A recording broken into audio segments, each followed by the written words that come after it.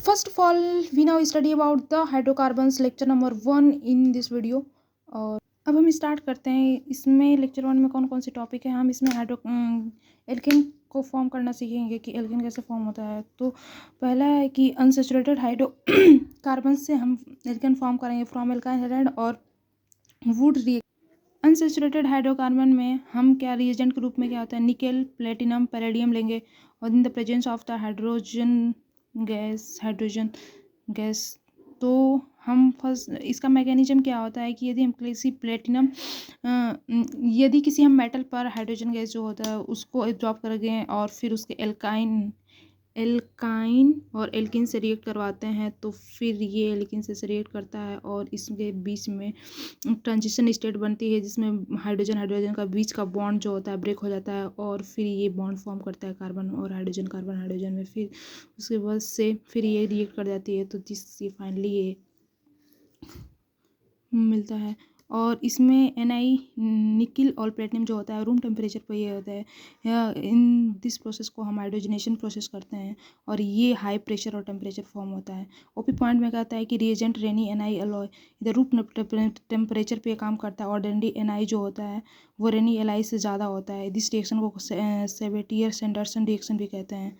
और एक ऐसा टॉपिक है स्पेशल्स की कॉन्जुगेटेड डाइंस। इसमें conjugated dice 4 member cyclic transition state form होता है जैसे कि तो अगर ये इसमें ब्यूटेन में ये 4 मेंबर साइक्लिक ट्रांजिशन स्टेट तो नहीं इसमें नहीं फॉर्म होगा। जैसे 1 ब्यूटेन ये नहीं होगा 4 मेंबर साइक्लिक ट्रांजिशन, इसमें same 6 member transition state form होगा क्योंकि ये मोस्ट स्टेबल 2 ब्यूटेन फॉर्म होगा। ओपी पॉइंट होता है जो थर्मिक रिएक्शन होती है जो हीट रिलीज करती है और negative 4 member cyclic is form most of cases में। इसको छुड़ाकर सब में ये 4 member cyclic transition state form करती है। सीन एडिशन सेम साइड से एडिशन होगा। Absorption process rate of reaction alkyne का सबसे ज़्यादा होता है एल्किन के बिकॉज क्योंकि एल्काइन में क्या होता है कि एल्काइन ये प्लेनर होती है और ये ट्रायगोनल होती है जिससे कि इससे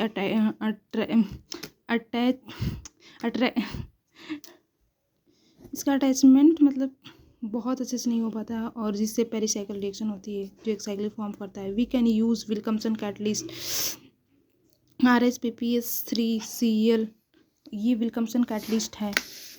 और फ्रॉम एल्काइल हैलाइड से हम फॉर्म करते हैं तो एल्काइल हैलाइड्स फ्लोराइड से ये फॉर्म नहीं करता है।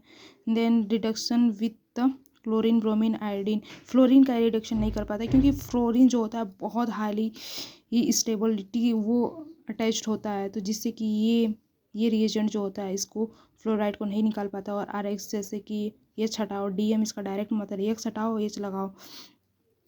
Zn डाइल्यूट HCl से हम रिएक्ट ZnCl2 फॉर्म होगा H2 gas. Rate of reaction जो होता है इन्वर्सिबल प्रोपान बॉन्ड एनर्जी ऑफ जितनी ज़्यादा होगी उसमें लिविंग एबिलिटी जो होती है वो बहुत ही कम होगी। जैसे कि हम RH का कार्बन और फ्लोरीन का जो अटैचमेंट है तो ये बहुत ही अच्छा होगा तो ओवरलैपिंग बहुत अच्छा होगा तो इसलिए इसको निकालना बहुत आसान नहीं होगा। तो RX में क्या होता है कि RH फॉर्म होता है और CH3Cl Zn डाइल्यूट HCl से हम रिएक्ट करवाएं तो Cl निकल जाएगा और ये CH4 मेथेन फॉर्म होगा। वुड रिएक्शन से हम लेते हैं तो इसमें एल्काइल हैलाइड और sodium metals in the dry ether. इसमें क्या होता है रिएजेंट जो होते हैं अन्य ड्राई ईथर को फॉर्म में लेते हैं और ये होता है ये रिएक्शन जो होती है फ्री रेडिकल रिएक्शन होती है। तो इसको हम इस फॉर्म में देख सकते हैं कि इससे 2NaXX निकल जाता है और फिर ये RR जो अटैच हो जाते हैं। मैकेनिज्म में 2Na है तो 2 प्लस 2 इलेक्ट्रॉन निकल जाता है और देन फिर ये बॉन्ड ब्रेक होकर 2R रेडिकल और 2X रेडिकल्स फिर इसको 2 इलेक्ट्रॉन दे देते हैं तो इस पर एक निगेटिव चार्ज होता है जो सोडियम से जो यहाँ से 2Na+ है इससे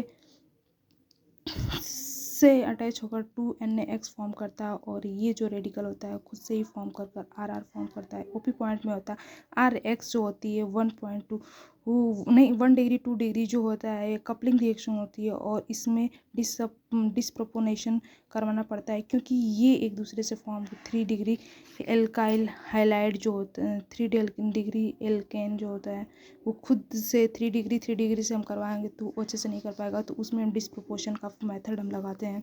और ओपी पॉइंट में the intramolecular type of would reactions simple highlights Na2Na dry ethers mixed highlight जो होता है 2R1X एंड 2R2X में ड्राई ईथर से रिएक्शन कर रहा था R1R2 से R1R2 से R1R1 से R1R2 से R2 से reaction. Rate of reaction inversely proportional steric hindrance जितना ज़्यादा होगा वो रिएक्ट उतना अच्छे से नहीं कर पाएगा, तो इसलिए inversely proportional steric hindrance inversely proportional होता है। 1 degree rate of reaction 1 degree 2 degree 3 degree 1 degree का सबसे ज़्यादा, फिर 2 बॉन्ड एनर्जी जितनी कम होगी रेट ऑफ रिएक्शन उतनी ज़्यादा होगी। If R is same rate of reaction R fluoride R Cl R bromide और आर, क्योंकि आर और आई जैसे कि कार्बन और आयोडीन का जो बॉन्ड होता है वो उतना अच्छे से नहीं होता है, इसलिए ये फॉर्म नहीं कर पाती।